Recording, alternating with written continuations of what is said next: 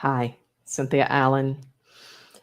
I'm popping in to talk about the subject of trauma and how the Feldenkrais Method and my particular way of approaching the Feldenkrais Method may be of value to anyone out there who feels like they've just continued to struggle with past trauma. I've had a lot of experience personally with childhood trauma, and also in working with people over the last, I'm 60, I'm going to be 65 in December. So I have a little bit of a career and a lot of experience over the years. In the Feldenkrais method, I've worked with people both in private practice extensively with people who have had challenges around trauma, as well as in my classes and in my membership.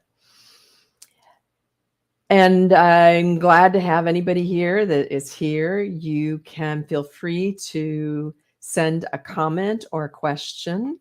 And if you just want to leave it anonymous, you can. If you want me to know who it is and just say your first name, you can register yourself over at StreamYard in the comments very quickly, and then I will be able to know your name. But it's fine with me if it's anonymous for this topic. I know for a lot of people, the topic of trauma feels very loaded, right? There's a lot of shame that goes with it, both with the original trauma and then the inability to feel like you can come out of it and go on and live your life. So first, I'd like to start maybe with the more common definition today of trauma, which is a time or a series of events. It could be a single event or a series of events in which the person feels overwhelmed. They're swamped by this lack of control, this lack of safety, and they can't grab enough internal resources to make sense out of what's happening or to stop what's happening. And they begin to then live from within that traumatized state. So it's not as much about the details of the trauma, although to each individual, those details are often very important. But it is about whether or not the person was overwhelmed and in a way that removed what we talk about as agency. What does agency mean? It means the ability to control your response and your safety and your presence within an environment. So your internal world, but also your presence within the environment that you have control over it. So there's a lot of different things that for different people and different personalities then can result in that loss of agency. And I want to talk briefly about this idea of neuroplasticity because it makes such a big difference if we understand also how the nervous system is wired. So first of all, the nervous system is wired to notice things that are dangerous, and it tends to be easier to get it to go on high alert for danger than it is for it to notice when things are okay.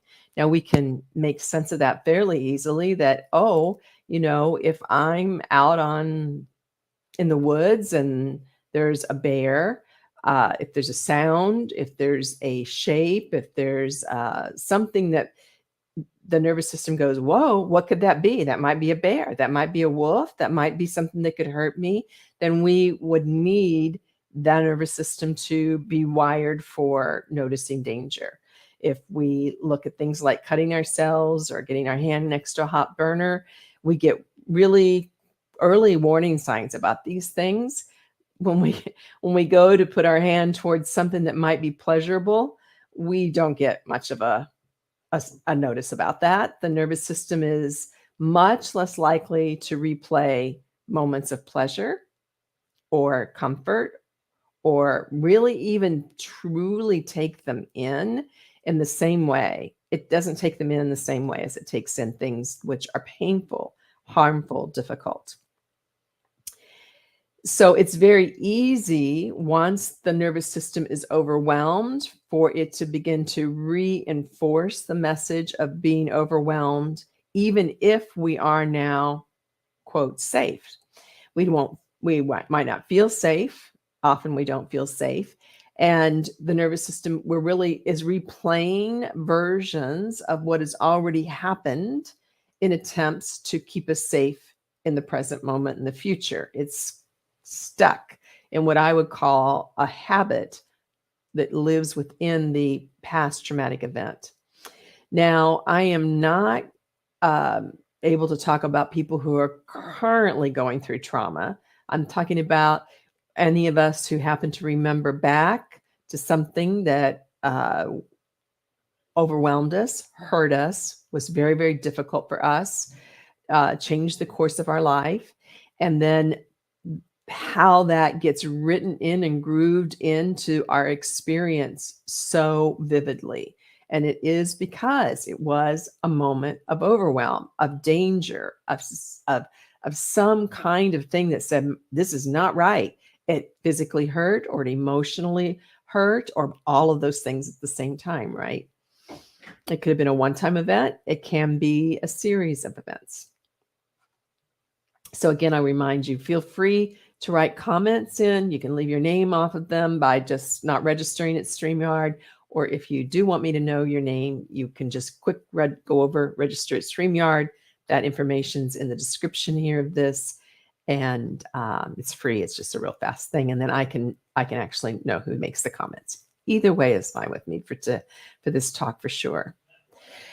So then what's the challenge with trauma? The challenge is to interrupt that habitual habit that the plastic brain has grooved in.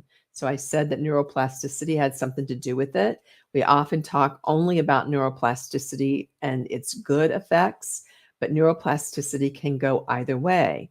It is likely to give a lot of resources to a big traumatic event, and therefore it begins to look for future traumas. It filters, you filter, I filter. We tend to filter our current situation through the old lens, and we keep bringing up those old feelings long after we wish we weren't bringing them up anymore, right? We're like, oh my gosh, I don't want to bring those up anymore. I'm so tired of thinking that I see that or this or hear or smell or right, that whole gestalt of it. Now, hopefully, most of us are able to get psychotherapy that we need. I do think that some form of counseling around particularly basic self-care strategies is super important. It's super, super important. And having someone that accepts you, at which you can often find in a counseling situation, because you'll be able to tell as much of your story as you want, and hopefully not any more than that, and you'll be accepted. And that's big, right? That's huge. And that's something that can come from psychotherapy. But when we look at talking as the only potential outlet, I think for most people, it's missing something. And when we look at a somatic work like the Feldenkrais method, what we begin to bring together is this whole thinking, sensing, acting, the entire thing through our exploration of movement lessons. And I'm just going to check here to make sure I'm not getting any comments, because I definitely want some if you've got them, even if they're ones that disagree with me. So we want to interrupt that pattern that feels like I'm not in charge of my life. I can't. I mean, maybe I'm an adult person. Maybe I'm 30, 40, 50. Maybe I make my own living. Maybe I have children. Maybe I have a partner. Maybe I don't. Maybe I'm even well known around something, but I don't feel actually in charge. I struggle with the sensation that I am really able to be in charge of my life. I'm valuing myself instead according to this past or past experiences, and oftentimes a family's inability to respond to them in a helpful or protective way, or a society's helpful or protective way. And in fact, they may have even been very unhelpful and even more harmful. So, how do we come back in charge of ourselves? How do we come back in charge of ourselves? How do we start to groove into our brain the possibility that I know that I am able in this very moment to create enough safety for myself? Yes, a lot of things could still happen in the next 30 seconds. Sure, that's true. But we no longer look for all that to happen. We start to build our confidence.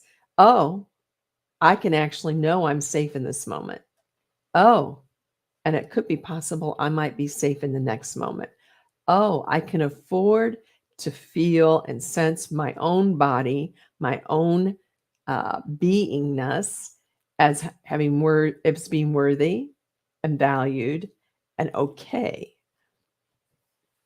And I think the Feldenkrais method really can excel at this. And I have experienced it as excelling at this. And it's something about the way that it's explored, it's taught, where you're continually placed back in charge of whether you do a movement at all, or you do a movement in any way that you want to do it, that you begin to explore different speeds, whether you slow down or speed up, that you begin to notice your emotional life in relationship to movements, and often without any kind of content, especially if you've already done quite a lot of psychotherapy, you will sometimes not have a lot of content to go with it. That is, you might have feelings come up that are sad or happy or angry or feeling lost or feeling resourceful, but you won't necessarily have like a memory to go with it. But even if you do have a memory to go with it and the memory is not pleasant, you begin to realize that you have the ability to go closer in and further away, bring yourself back to present. There's a lot of skill you can build in doing awareness through movement lessons. It's a tremendous amount. It's a tremendous amount.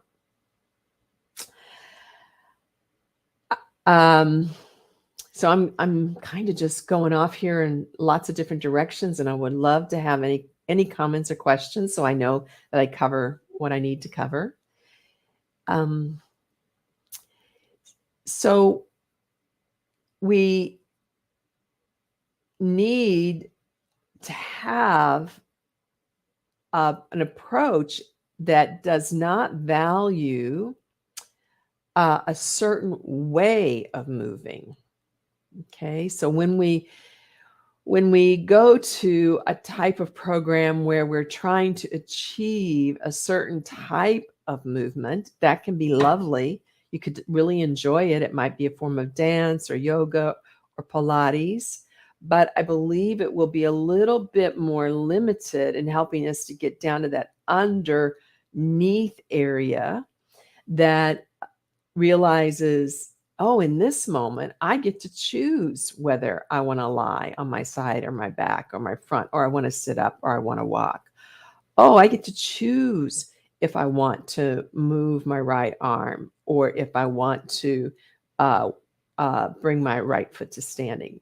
The teacher gives guidance, but over and over again, we're talking to people about finding what is their own learning edge. So that's something you'll hear a lot from me in my classes, is what is your learning edge? For some people, their learning edge might be to come and watch the rest of the class move for a period of time. And for other people, it will be the learning edges to come and establish for themselves a safe place in their house in which they can reinforce the idea, oh, here, this place, I'm safe, and I'm here now to explore the movement in a way that works for me. That they do not have to go towards overwhelm. We don't want to keep leading people back into overwhelm over and over again.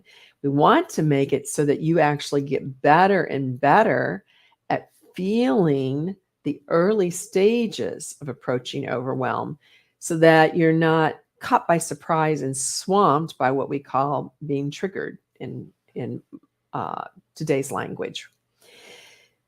That being triggered happens because our pump, our nervous system pump, our adrenaline pump, our danger signal system is ready to yell danger very, very quickly because of the past experiences.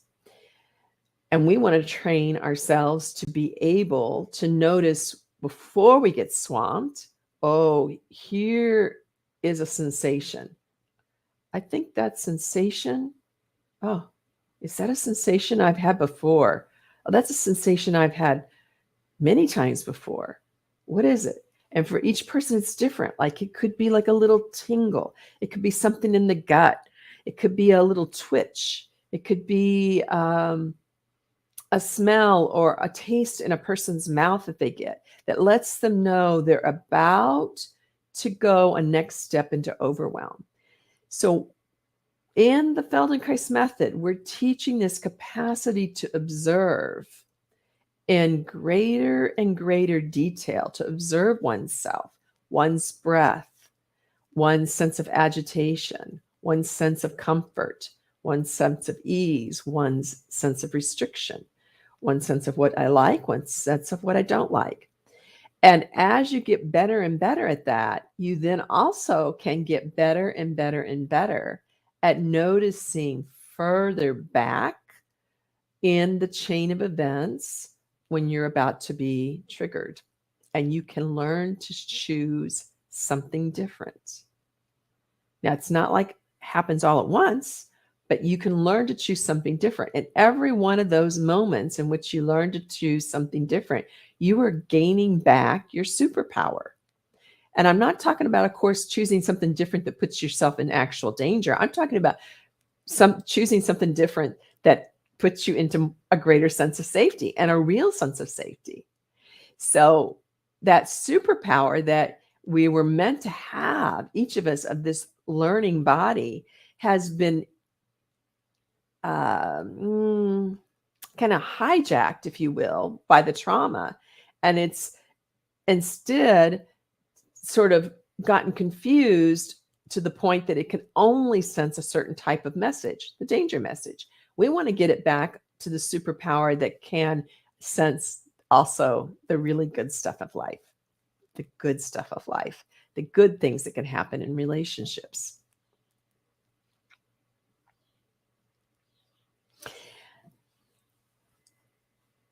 So within the Feldenkrais method, we often don't talk directly about trauma, although in private sessions, people might talk to me about something that they want me to know and understand about them, and that's for sure okay.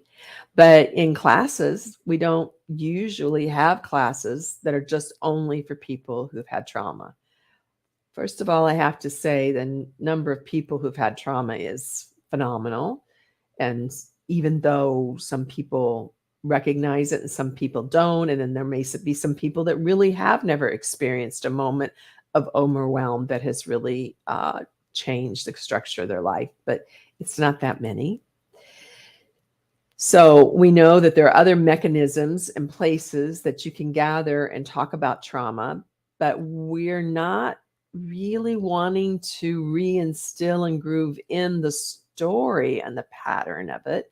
We're wanting to interrupt it. So when we place all of us as the normal human beings that we are, because if you're someone who's suffered with trauma, you are a normal human being, even if you don't feel normal, even if you feel abnormal, you are a normal human being. You really are.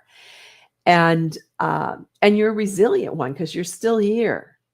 Oh my gosh, you are a resilient one because you're still here.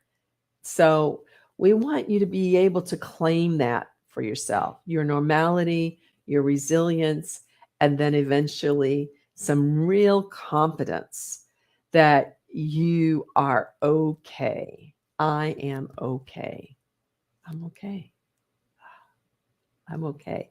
That is the superpower of agency coming back to you, where it's not that nothing awful may not happen ever again in your life. That's not, of course, realistic for me to say that for myself or for anybody else, but that we begin to build on the pattern of moments of accumulated okayness, accumulated feeling of rightness, accumulated comfort, accumulated, oh, I'm here in this moment and there's nothing else. Nothing else is interfering with me being right here in this moment, hearing, listening, experiencing the temperature of the air, seeing the children play across the street, watching my puppy play, smelling flowers, all kinds of different things, right, that we can think of that are interfered with when we are living from that past experience.